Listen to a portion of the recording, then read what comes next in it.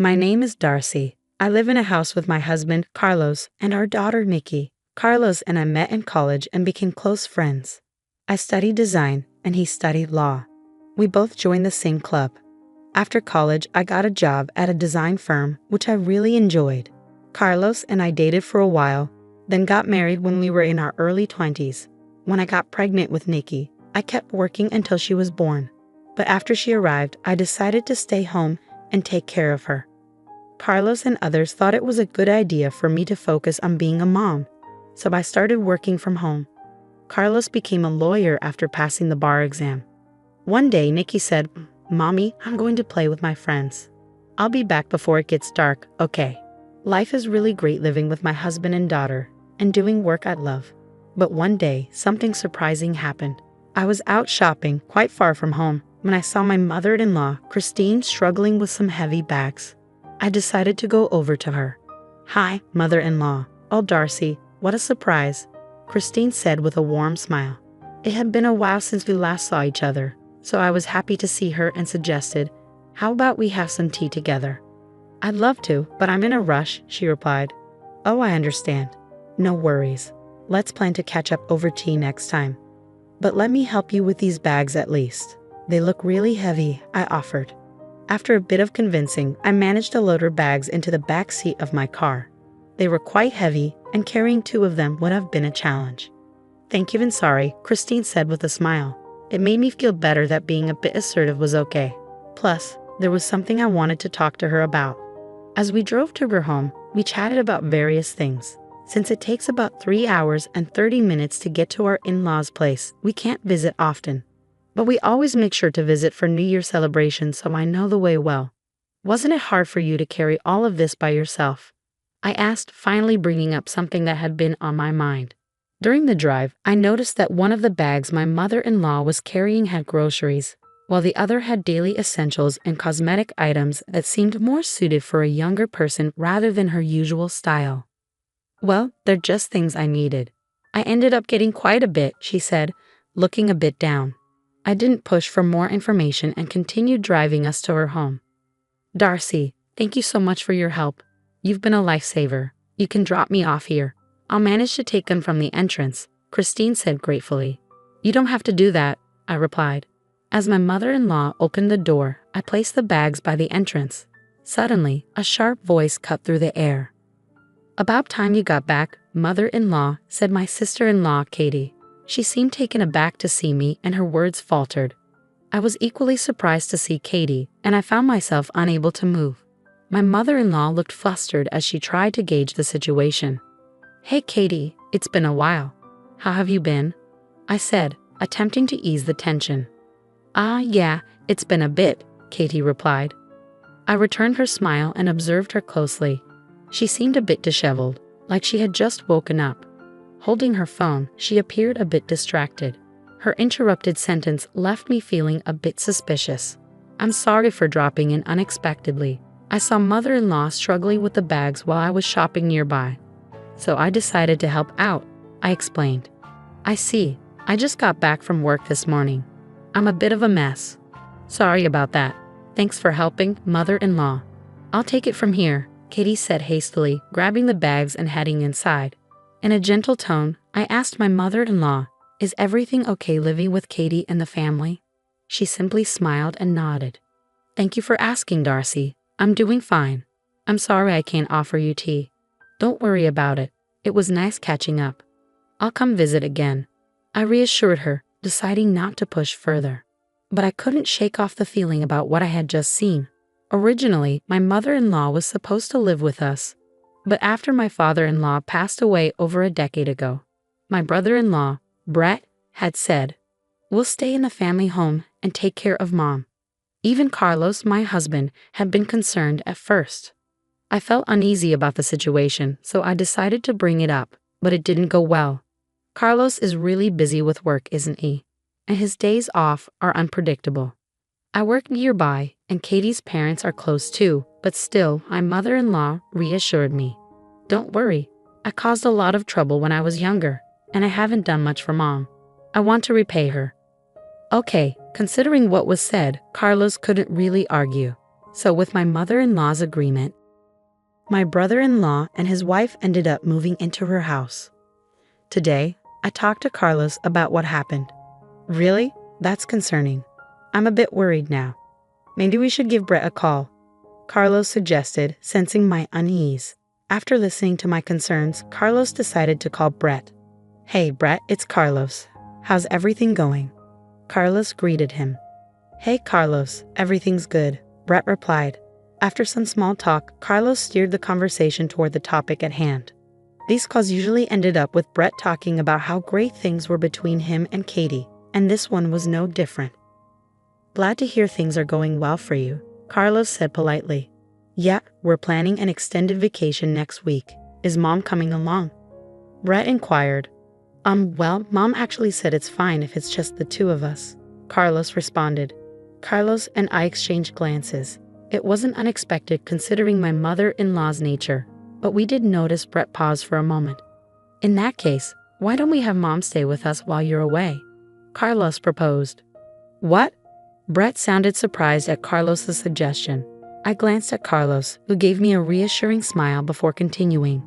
We haven't seen Mom in a while, and I think Nikki will be thrilled. I'll reach out to Mom. So it's settled, Carlos stated firmly. Hey, hold on. Carlos interrupted before Brett could respond further. He took a deep breath, his expression serious as he looked at me. This was a chance for us to delve deeper into the situation with my mother-in-law. After that, Carlos quickly finalized the arrangements with Brett. I coordinated with my mother-in-law, and she agreed to stay with us for about a week. Granny's coming today, Nikki exclaimed excitedly. Yes, it's going to be fun, I replied. Nikki adores her grandmother, so she was thrilled about her visit. A few days later, my mother-in-law arrived with only a few belongings. As soon as she stepped in, she seemed relieved and bowed her head. I'm sorry for imposing for a whole week, she said. No need to apologize. We're glad to have you here.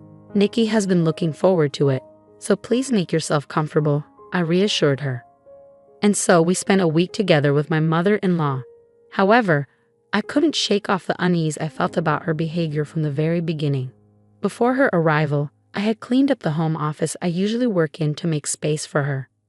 When I showed her the room, she immediately said, "Oh, you've set up such a nice room for me. I feel guilty. I'd be fine with just a corner. Don't worry about it. Please feel free to use the room. I only use it for work anyway," I insisted, but she still seemed apologetic. With the kids off school, I had planned to make lunch for the three of us when my mother-in-law surprised me by saying, "Let me cook. Can I use the fridge?" Despite my insistence that she should relax, she kept insisting on doing household chores. Eventually, I managed to convince her to unwind in the living room while Nikki kept her company. Throughout the day, she would make comments like, "Oh, don't trouble yourself with snacks for me. I'm not worth it," or "I'm fine with whatever leftovers there are. Cold food is enough for me," as if she was an outsider rather than family. It was hard to see her belittling herself like this when she used to be much more lively. When Carlos came home and saw my mother-in-law chatting with Nikki, I filled him in on her behavior. "I understand. Thanks for telling me. I wish she would see her own worth more. Let's keep an eye on her. It's only the first day, right?" As it got late and we were getting ready for bed, my mother-in-law surprised us again by saying, "I guess I'll use this spot for a bit," referring to the basement floor as a place to sleep. "Mom?" Carlos was speechless. I calmly said, "Mother-in-law, please consider this your room until you leave. Use a blanket so you stay warm." "But won't that be a bother?" she asked. "Absolutely not. We want you to feel comfortable and enjoy your time here," I said earnestly, looking her straight in the eye. Her behavior hinted at the kind of life she'd been living with her own family. When I smiled warmly at her, my mother-in-law's eyes welled up with tears, and she finally broke down. "It's been 10 years since I've slept in such a warm place. Thank you." The revelation hit me hard, and Carlos's voice dropped several notches, filled with disbelief. "Mom, tell us the truth. Are things okay with Brett and the others? How's life really been?"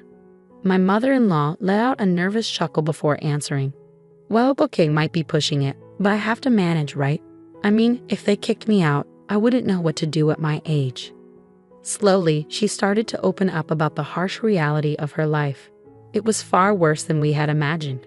She was doing all the housework in that house, Whenever Katie wasn't happy, she'd get yelled at.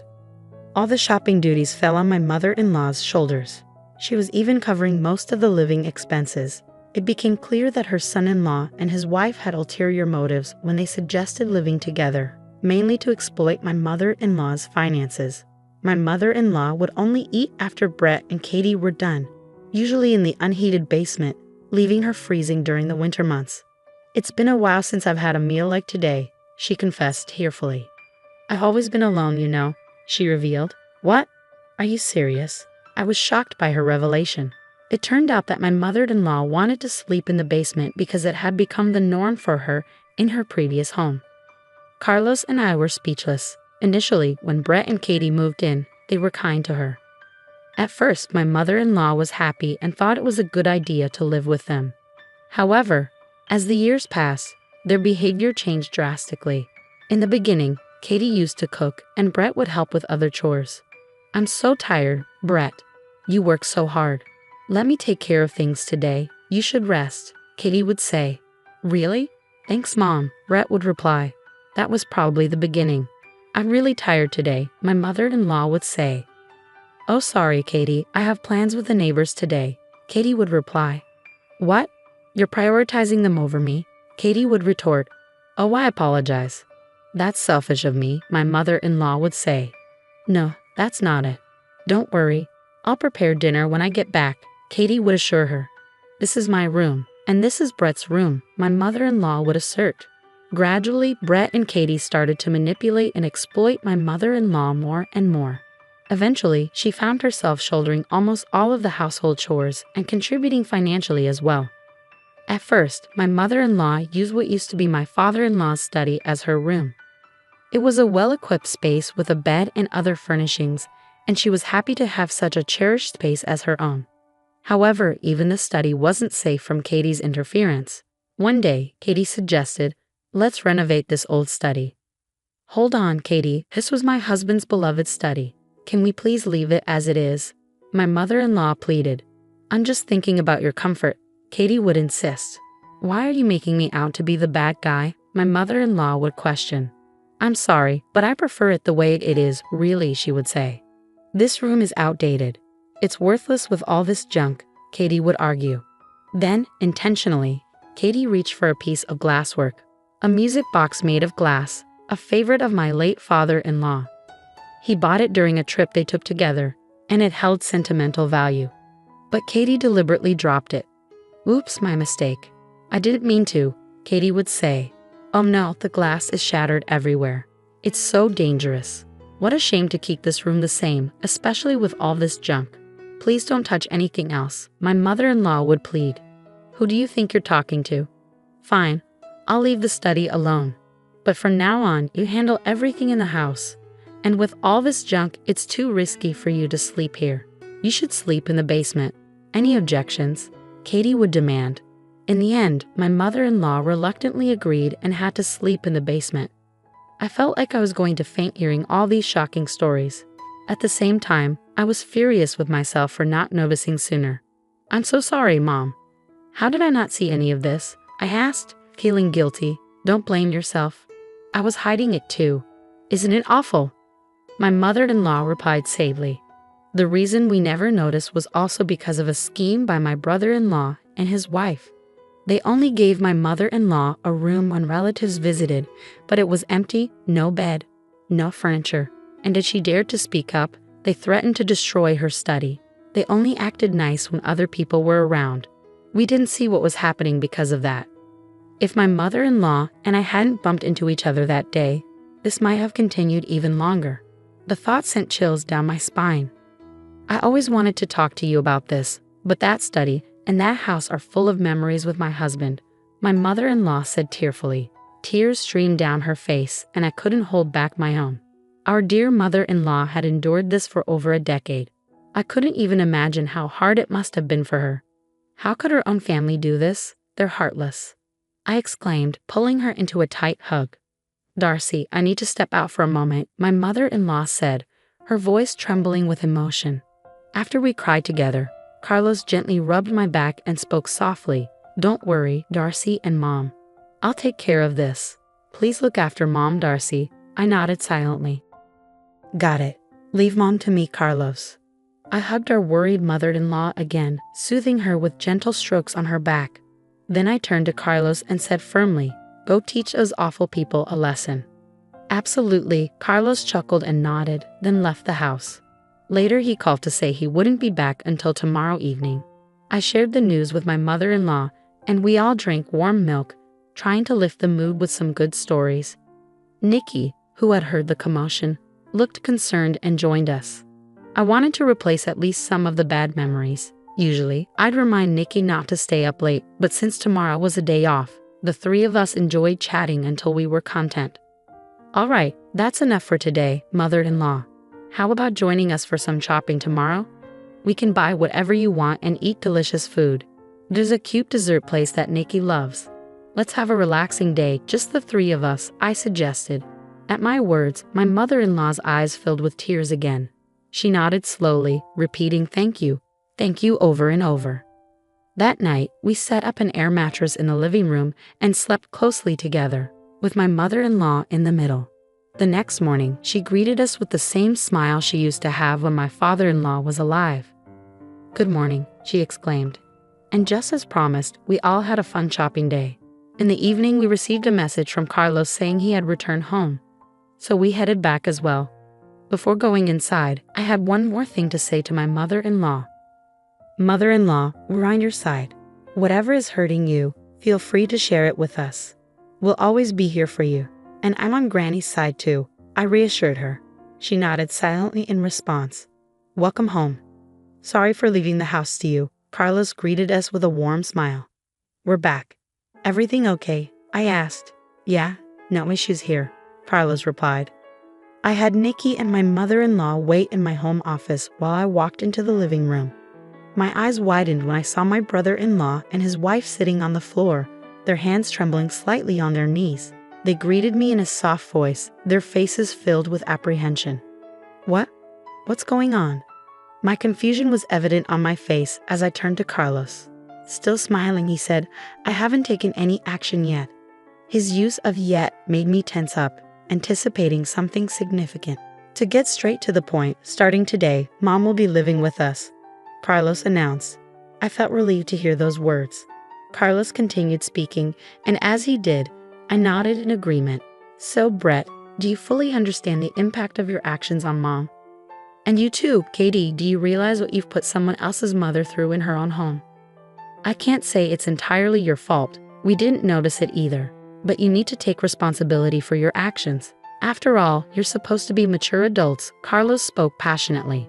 It was the first time I had seen the usually gentle and calm Carlos so angry. I usually prefer not to bring work matters into our home.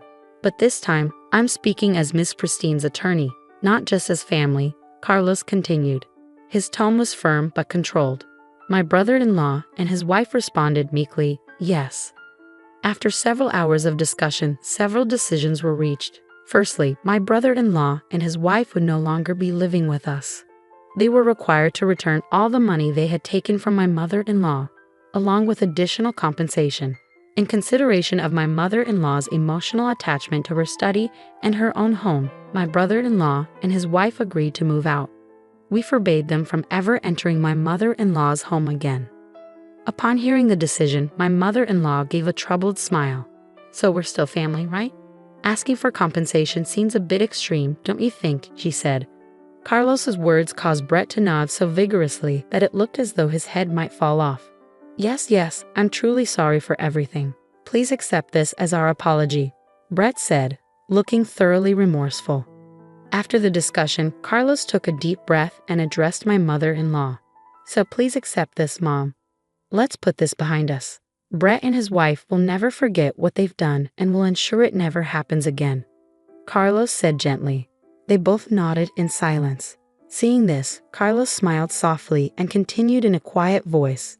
It won't happen again, right? They both responded, yes, never again, absolutely. So the conversation came to an end. Within a few months, we received the compensation that Carlos had arranged for my brother-in-law and his wife. My mother-in-law wanted to give it to us, saying it was because we had helped her, but we refused. She insisted, so we agreed to accept a small amount each month for groceries and let her use the rest. Carlos, what did you say to Brett and his wife? I was curious about that day, so I asked him when we were alone. I said to Carlos. Carlos scratched his head, even though it wasn't itchy. Don't worry about me losing my cool, okay? Why would I? You stood up for your mom, and they regretted what they did. I replied. Actually, Carlos had contacted Brett immediately after hearing what had happened. It's rare for me to get angry, but when I do, people say I'm pretty intimidating.